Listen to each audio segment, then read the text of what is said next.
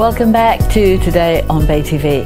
I'm Kenna Morgan. I'm joined now by the leader of Swansea Council, Rob Stewart, and also by Swansea Councillor for Oystermouth, Miles Langstone. So thanks for staying with us, guys. I think, Rob, big news from you. You've been to Westminster, big meetings with Greg Clark, the Energy Business Minister? Yeah. Yes, the Lagoon, yeah? Yeah, we went up on Monday to have a meeting with the Minister. It was a very positive meeting, I've got to say. We spoke at length about his interest in delivering renewables and additional renewable energy. He allowed us to tackle a number of the myths that he'd heard about the lagoon. And they are what? Well, specifically, it was on price. I mean, he'd been told there were certain costs to the lagoon, which we were able to demonstrate were not true.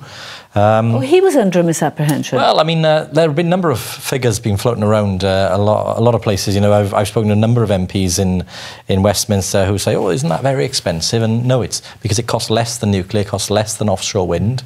To give an example, I mean, the offshore wind projects that have already been approved are coming in at a subsidy of around 100, or a contract for difference price of £140. Nuclear's coming in at about £92.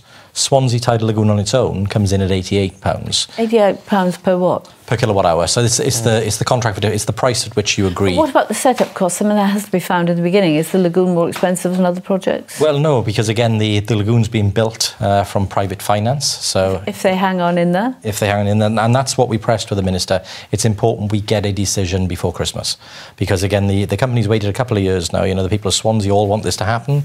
There's cross-party support for it. There's all of the businesses want it to happen. Thousands of jobs involved. £1.3 billion worth of investment. And it gives us, a new industry for the UK. So, it was a positive meeting, but again, the Minister wasn't able to give us any commitment on it, and we just hope that he makes a decision, and a positive decision, before the end of the year. Miles, as a Conservative, Swansea's a long way from Westminster, and I think perhaps the Conservatives are a bit, and the other parties, preoccupied with matters closer to home at the moment. No, I mean, look, as Welsh Conservatives, we're totally behind this. Rob knows this. This is something we are all committed to. We were on the same page on this entirely. I had a chance to speak to the Prime Minister a little while ago, and I used the opportunity to talk about the Tidal Lagoon. And what was your feeling? It was as positive as it could be. She assured me that it was something that she is working on, and she totally understands how important it is for Swansea, and how important it is for our local economy. Additionally, we wrote to Greg Clark to raise the points for why this project needs to go ahead. And I think it's important that we all go out there and make the case as positively as possible to the UK government, and hopefully they come back with... You're fairly confident? Well, nobody can be confident, but I'm fully supportive and I want to see it happen. I'm slightly concerned, Rob, that Greg Clark didn't give any full commitment. Well, I mean, look, you've got to understand the way the politics works. I don't think any Conservative minister is going to tell a Labour leader that he's going to make a decision one way or the other. It's his prerogative to make the decision as and when he wants to. I just hope it's a positive decision. Look, I don't mind if he makes it in a few weeks' time, as long as it's the positive and the right decision for Swansea. I did say to the Minister, though, with the blessing of Welsh Government, that there is an opportunity for Welsh Government to help unlock this deal. And the Welsh Government have already been in discussions on that. Now, so how would that work? Well, I can't go into the details of that at this point in time because it's confidential. But look, I mean, the point I made to the Minister was this deal is too big to lose. So if the UK government don't feel they can do it on their own, then the Welsh Government are happy to look at how they can help unlock that. So fingers crossed then. Now, the other big issue at the moment is the stadium deal. What's that all about? So we've been talking with the Swans about a different arrangement in terms of a commercial lease for the stadium. At the moment, the stadium is run on a tripartite agreement between the Swans, the Ospreys and the council. It isn't really the best arrangement. The taxpayer gets no return for that. So we're very close to securing a position where we could provide the Swans with the tenancy, a commercial tenancy for the stadium, which would give them control of commercialising the asset, growing the stadium, growing the club, and providing a return to the taxpayer of Swansea, because the taxpayers of Swansea invested £27 million in building the stadium. They deserve to get some money back for that. So we're close to a deal, and hopefully next week or so we'll be able to give details of where we've got to. Very important to Swansea, Miles. Hugely important. Obviously we want to see not only the Swans do well, not doing fantastically well at the moment, unfortunately, but, you know, hopefully that'll change. In regard to the stadium deal, we just want to see it sorted and for the best interest of Swansea and the team. And how are we doing with the Kingsway and the greening of Castle Square and all that? How's that coming along? They're all moving forward, actually, to plan and to budget, which is great. So people, if they drive into Swansea at the moment, will see that we've started to dig up parts of the Kingsway in preparation for the creation of the new park and the new green area. We've got several applications in at the moment for businesses now wanting to invest in the buildings around the Kingsway to regenerate them, put new office space in there, put new shops in, and that's without the council doing that work. So council will be spending around £12 million redoing the Kingsway. The plans for Castle Square, the decision was made by Cabinet recently, so we'll be appointing a development partner very shortly to get on with the new Castle Gardens. The arena's coming along really well. You know, that's going to planning in December. What's involved there? So we're creating a new 3,500-seater digital arena. We've released the updated images of what that looks like. It's fantastic. It'll be the first of its kind in the UK. Completely dynamic digital skin with a bridge to take people to the arena so they get an experience even before they get there. A hotel development is part of it, new car parking is part of it. So that's all proceeding really well, and a decision will go to the planning committee for their consideration in December, and we want to be on site early next year building it. So you're hoping this will bring people in to spend money, not just Swansea people? No, absolutely. This is about making Swansea a destination, and I think that's the point. I mean, we can either look at why the city centres around the UK are struggling, or we can try to do something about it. So, you know, if you look at the successful places like London and Cardiff and Birmingham, they offer a destination. They offer people a chance to go out, have a day out there, not just to shop anymore, because we know people's shopping habits have changed. If you want to buy something now, you can get it off the internet very easily.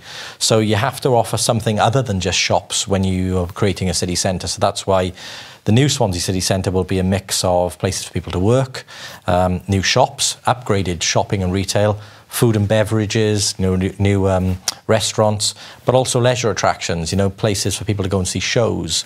You know, the theatre operator we've appointed, the arena operator we've appointed to run that is Ambassador Theatre Group. They run many of the major theatres in London as well as major venues across the world. And the aim is to bring the best of the West End and the best of what the world can offer to Swansea. So it's a real big part of our City of Culture bid, you know, and we're hopeful of getting the good news on that in December.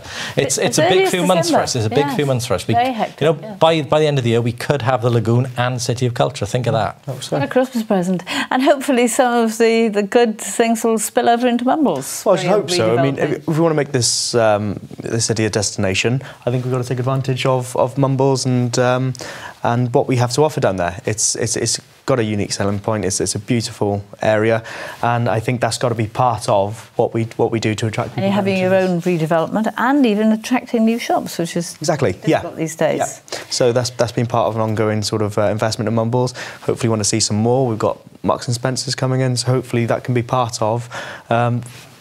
Making Swansea. Miles won't know it yet, but there are a couple of other big things coming to Mumbles and the surrounding area. This is what I want to hear. Very soon. Very soon. Just space.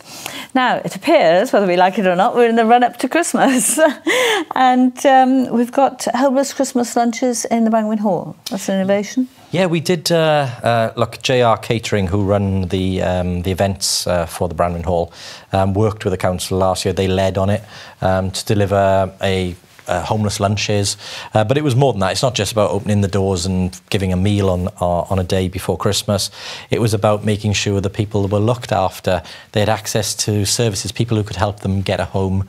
They got a haircut. They were able to get some additional clothing or blankets. They were additional help provided on the day. So we did house more people over the Christmas period than we'd done in previous years through them coming in on that day.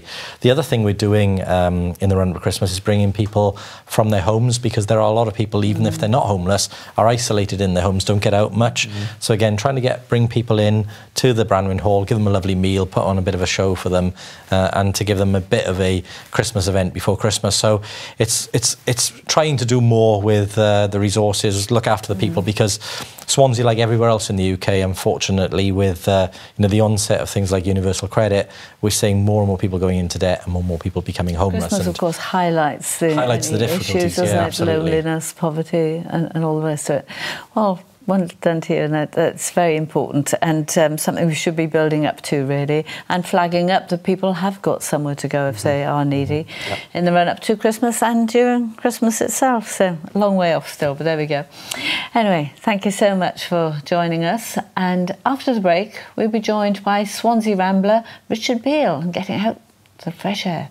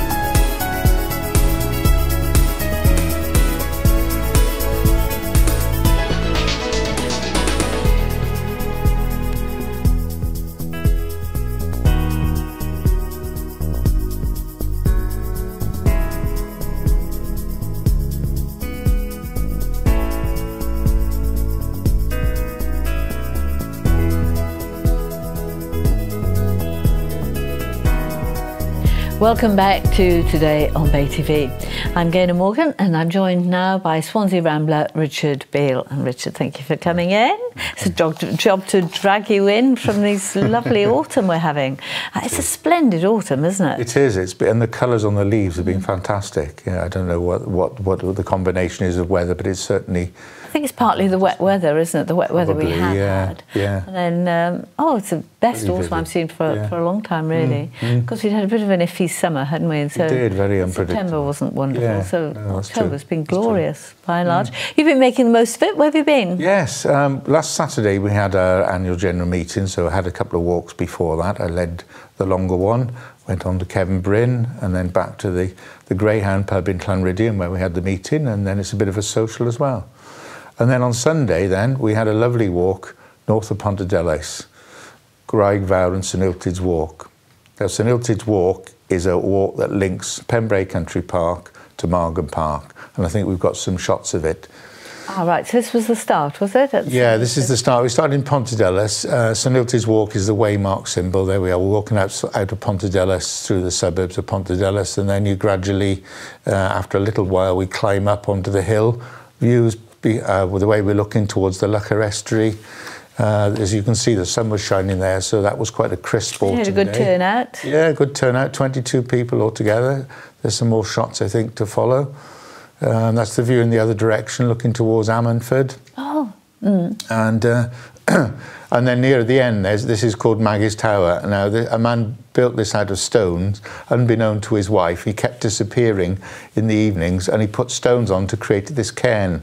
And there's a plaque on there that commemorates their Civil War anniversary. And then near the end, there's a memorial to Graig Merthyr Colliery, which was just up the road from here. So there's a lot of history to Pontarddulais. So tell me about this building with all the stones. Was that a surprise for his wife, or just? Yes, I think just so. To get away from her. Well, it might have been a bit of both. I think she thought that he was having an affair because he kept sneaking off and not telling her what he was doing, and then eventually revealed what he'd done, and they put a little stone, a little plaque on the stone on the top then, and that's what we were looking at. Is that a long time ago? It's about 10 years ago, I think. Oh, so relatively recent. Yeah, relatively recently. So. Do you have planning permission? Well, I don't know about that. Maggie's Tower it's called, yeah. Lovely, what a lovely story. That's a little story. So what sort of things do you chat about in your AGM?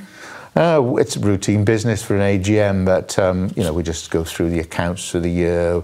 Not planning where you're going next? No, not really. We plan our walks sort of 6 months at a time, so we have a summer, a winter one, and we'll meet in January, next January, for next summer then. So it's quite a long run in because there's a lot of things to do to put the programme together.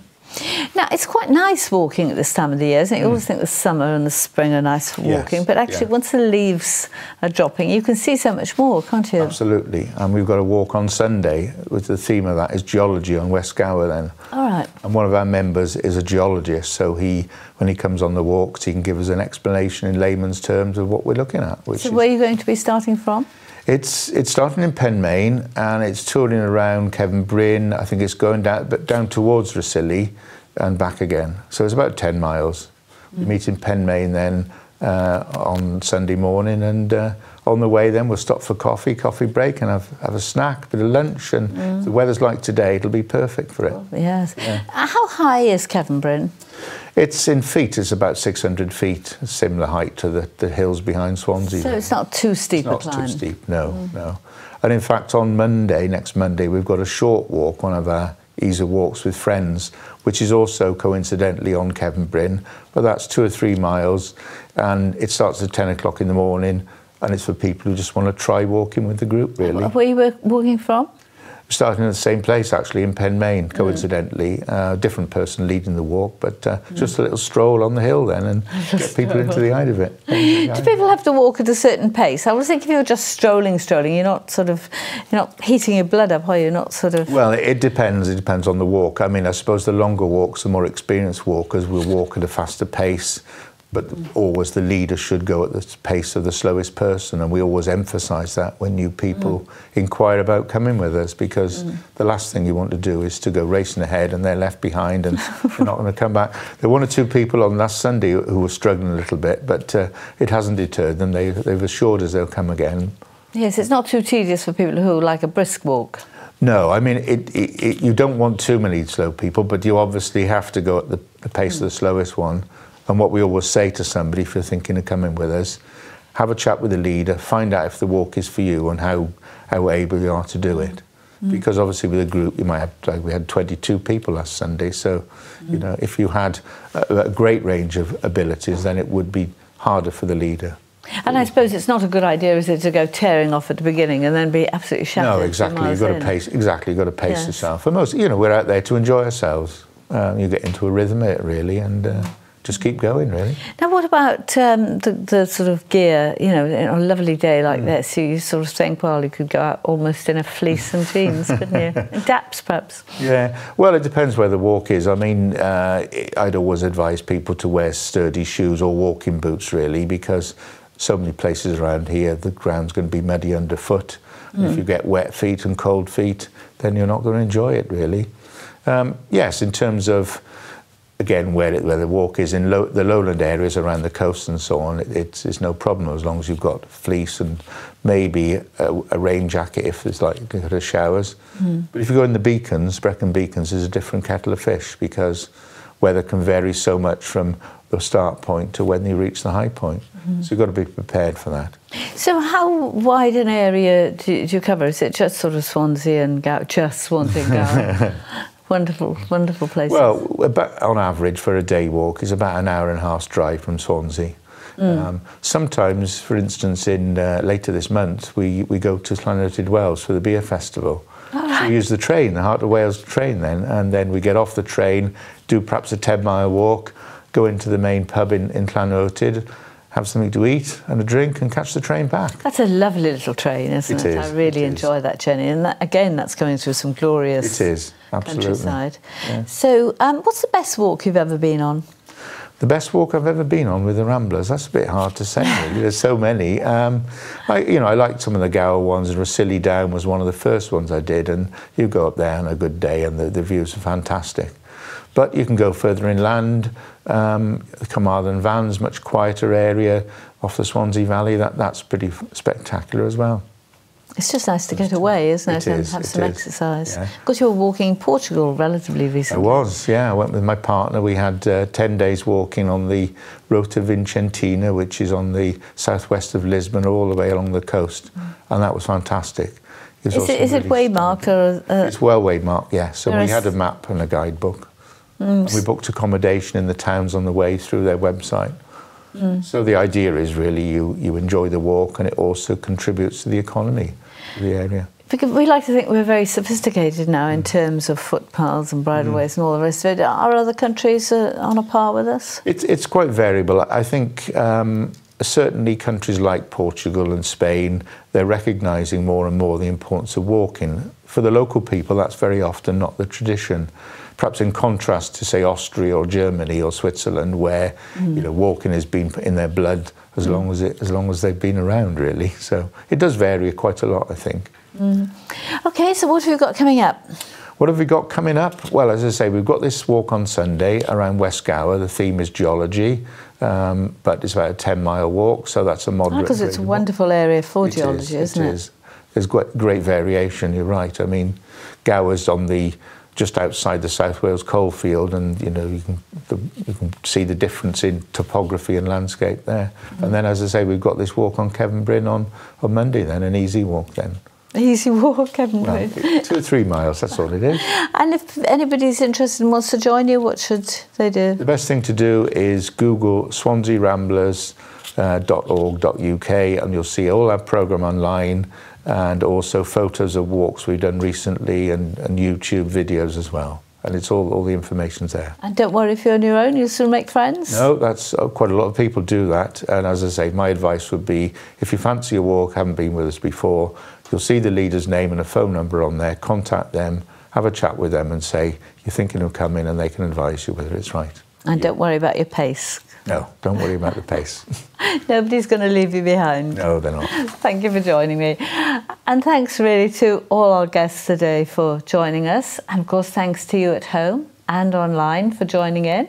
We wouldn't be able to do it without you. And see you again tomorrow and in the days to come. So, thank you.